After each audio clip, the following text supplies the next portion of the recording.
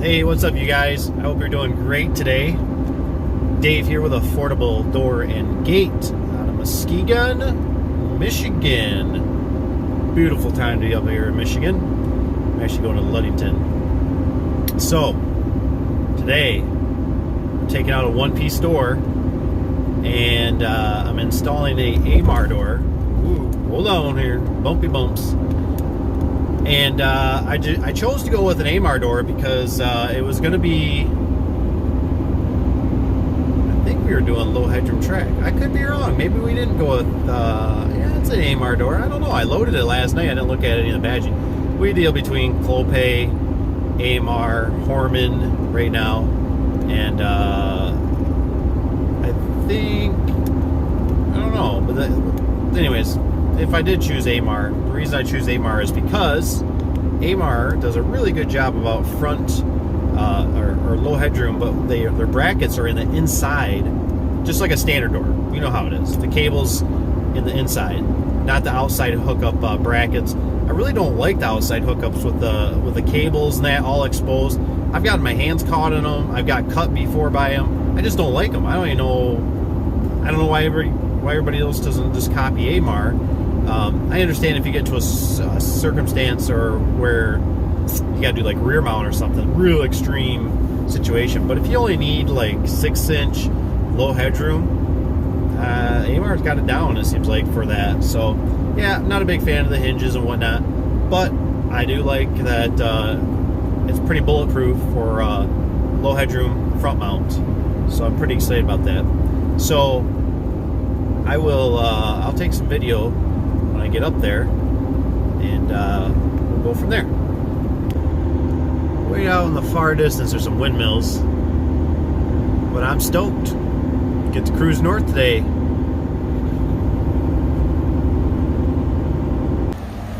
Always got to stop at my favorite grinder's place, Mancino's, up here in Ludington.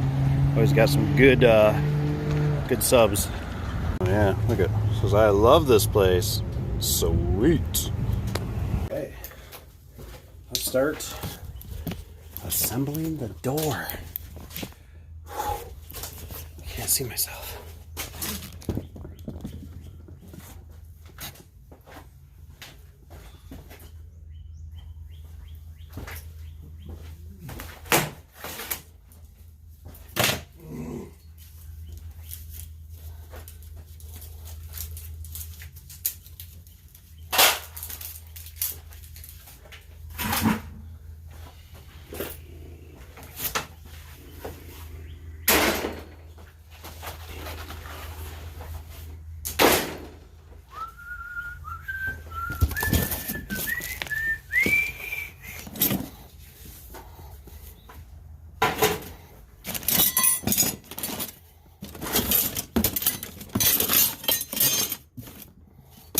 So, like I was telling you, inside hookups, standard stuff, love it. For a low headroom track door. Low headroom track doors have dual tracks. I'll show you more when I get it opened up.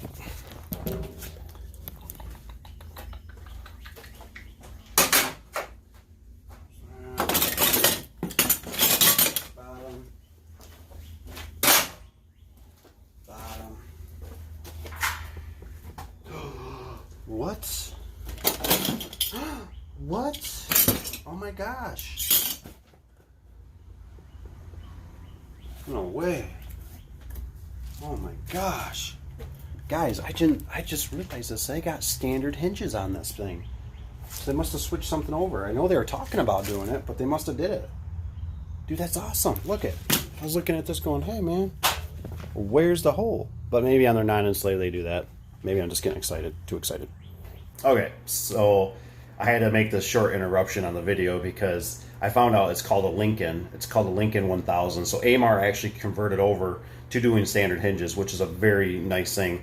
It is actually making me consider using more Amarr product just because of the standard hinges. So I did call the vendor on it. He informed me that the Stratford used to have the brackets, the weird hinges that went inside, and they're eliminating that line, and now they're going to Lincoln products. So that's really good information. So I'm definitely more encouraged to use more Amarr products because of the fact that they're getting away from the pinch resistance and that weird hinge and all the noise and all that stuff. So good intel. Back to the video. So obviously it's gonna have the bracket that goes on the outside, looks like, but sweet. Okay. Yeah, I thought they did that for the non-insulated too. Like I said, I don't do a lot of Amarr. So let's see how this is gonna go. Well, I'll be darned. Looks like it's just gonna be a regular 1, 2.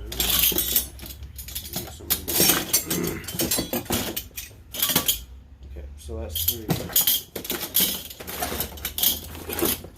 Okay, so we got a nice heavy duty one. Side. Another number 1.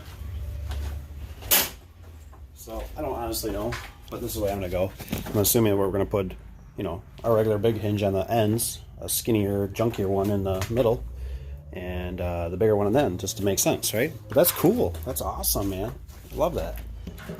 All right. Stay, camera, stay.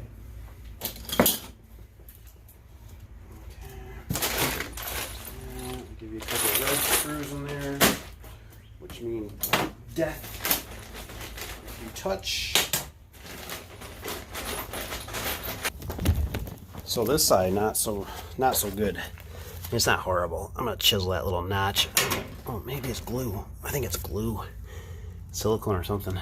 But you can see my jams are not the prettiest. So this side not so bad. Make it work.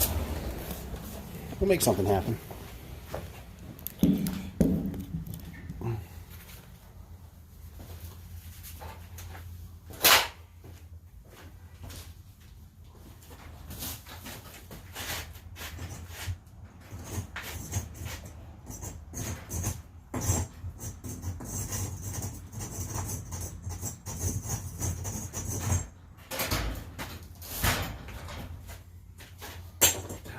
To assemble the truck.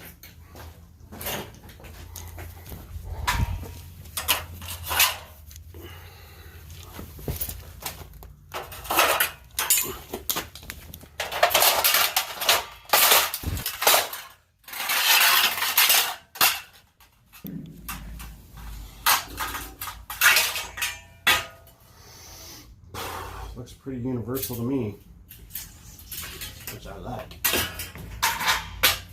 I like universal. I like when they don't put the brackets in a different way, so I know it's kind of, for an idiot like me, it's bulletproof. Okay.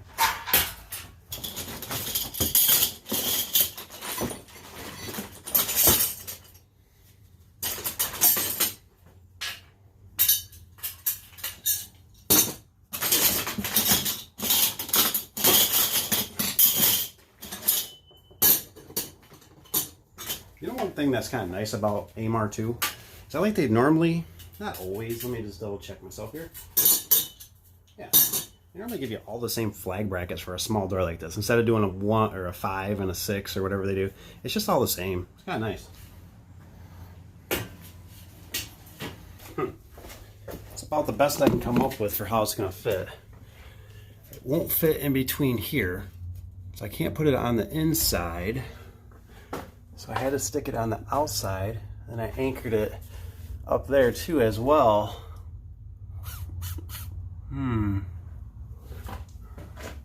But you can see that's a pretty big overlap of the metal to that bracket. And this wall is not the plumbest in the world. So I'll do this side and see how that goes. I just noticed, this is why I just love inside hookups, because this side's probably not so bad, but can you imagine a bracket coming out here?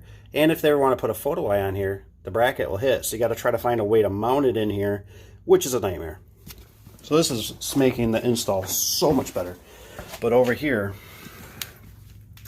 that's why I hate the brackets that go outside, because right here, I'd be doing a lot of chiseling right now, and I would not be happy having concrete fly in my face. So inside hookups are the way to go. Love it. There. Now we got room.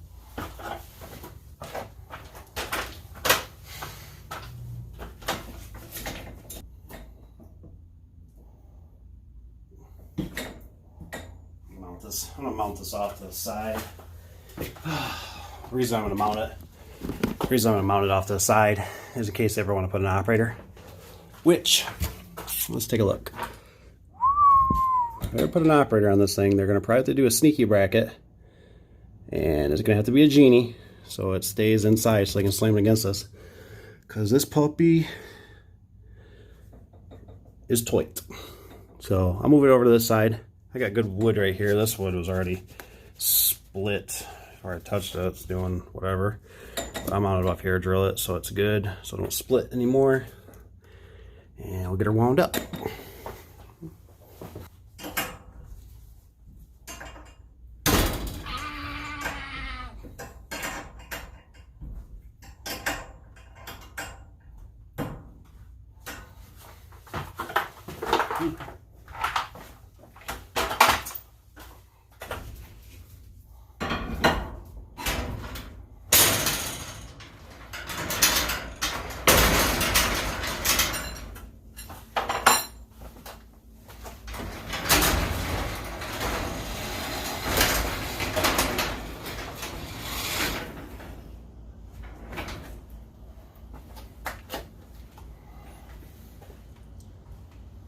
Looking good. Looking good.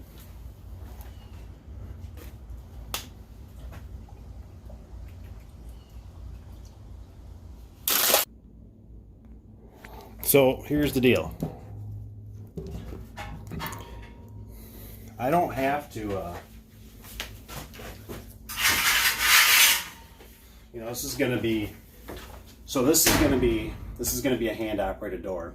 I don't have to put this strut on. But I'm going to put the strut on. The reason being, that way I'm confident that if anybody comes up here and put an opener, I'll put a strut on for them. And it's just the right thing to do. Just do it. Don't be a cheapskate.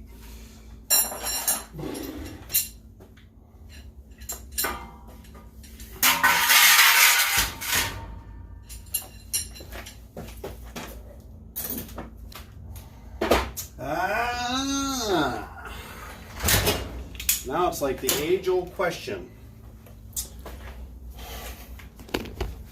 Do you screw it and do it in this hole or this one? And do you want it to be in the center of the panel? Or do you want it to be upper in the higher, you know? This isn't quite, that might be close. I don't think that's dead center though. We'll see.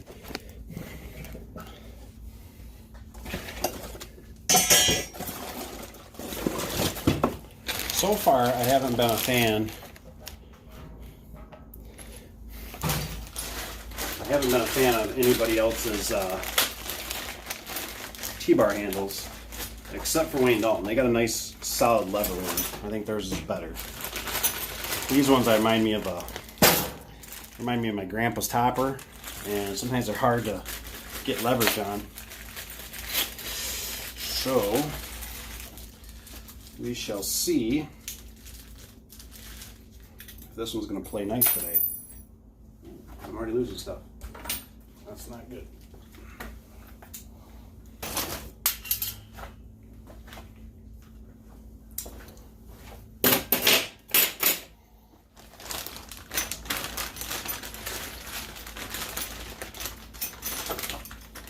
Typically what I do, you got all kinds of different manufacturers. I like to be on the back side of the door, and I like to estimate what they were thinking.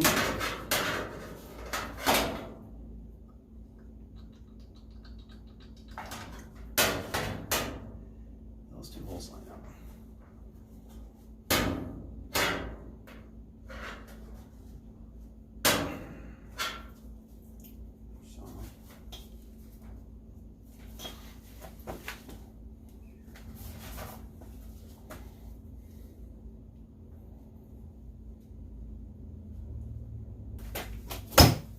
So, luckily, yeah, ay.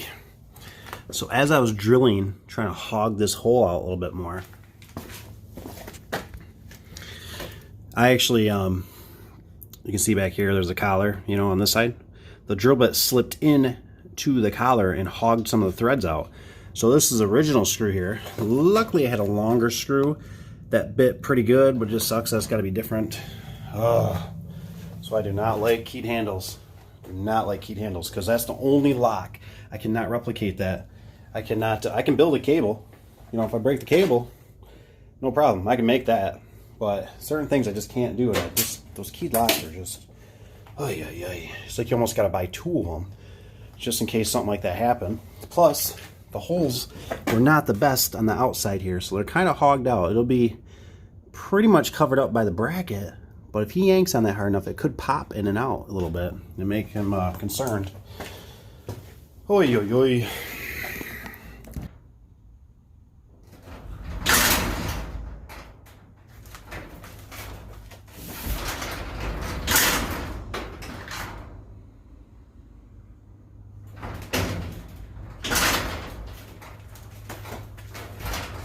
So here's another problem. Here's another problem I run in with keyed handles. There's just so much interaction with them. So this one's got, you know, it's on there correctly. I mean, it's in the right slots. When it comes down, it's bumping. This side's not so bad. It's catching on that edge. So now I gotta wait to show you on this side. See how that's right there? Comes crashing down. Not good. So I gotta find a way to fix that.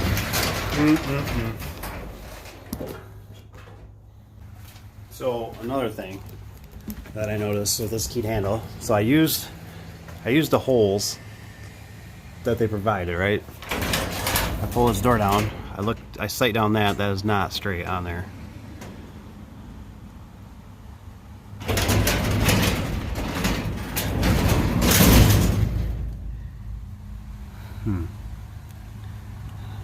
Just do not like keyed handles. And another thing Amarr is notorious for, I feel like every time you get an Amarr door, you should get touch-up paint with it. They're notorious for this. This is always how the doors come, raw in spots. So I got some touch-up paint, and of course it's got to be eye level. Even got just a touch right here. Right by my finger. Notorious for it. Just notorious for it. I think I can get my weather seal to cover that. Hey, I think I can.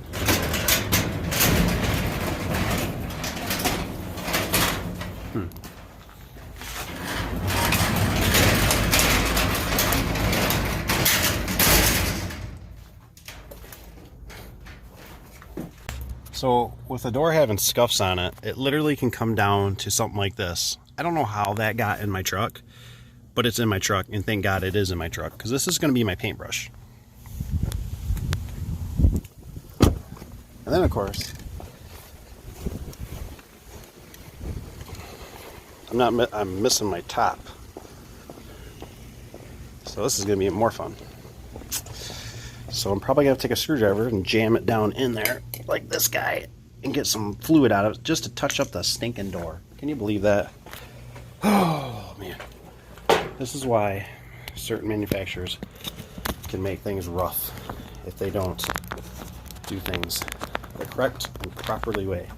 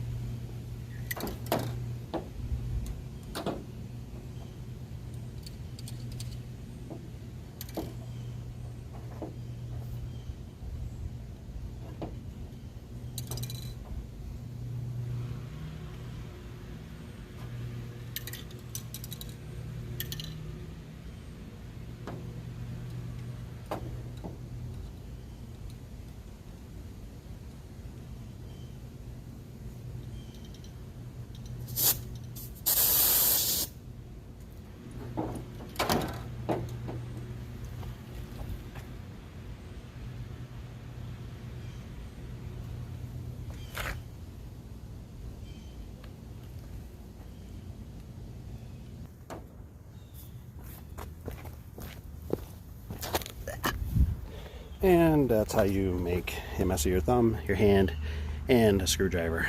All to do some touch up. Much better. Much better. Show you guys a couple things here. You guys are by yourselves. Can't hold tape measure. Pound a couple notches up here.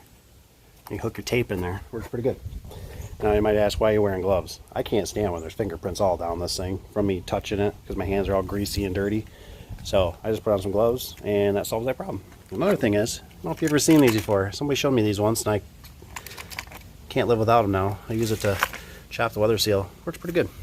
You can get them at, I think it says Sears on it, Craftsman. They sell them, I think, at Menards, all kinds of other places. Cheap generic ones, whatever. They all seem to work pretty much about the same.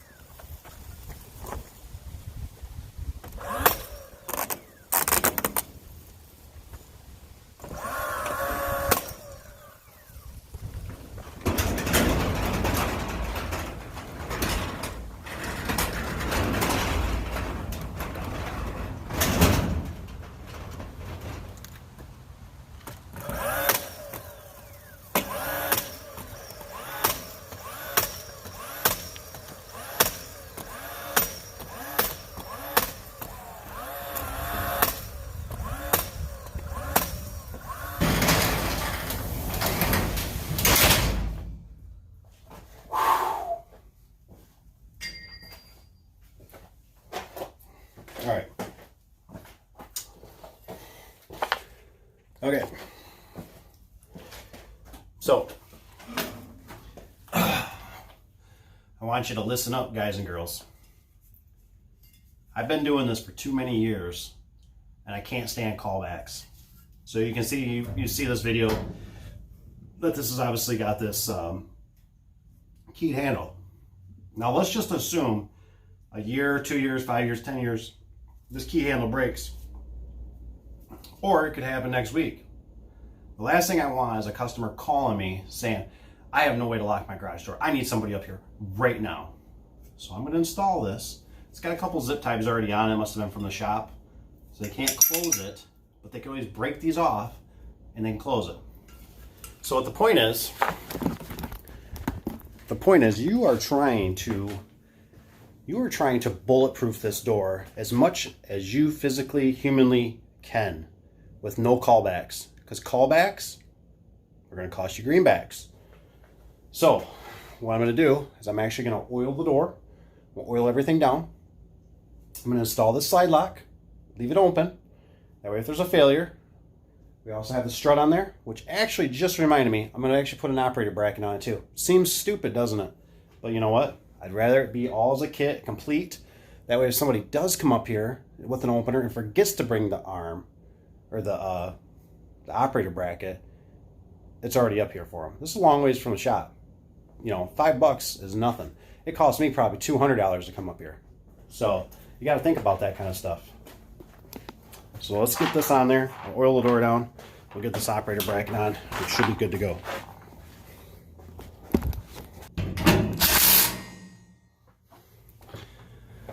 I must say one thing about this door. I've been remarkably impressed with all the hole configurations. It has seemed like it really, everything matched up really well. And so I'm really impressed.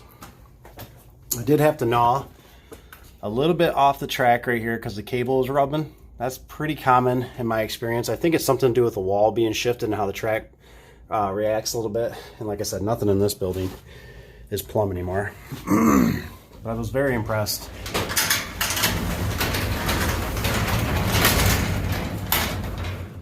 So there you go. We actually have a completed door that just needs some oil and it should be good to go. I got to put a sticker on it and voila.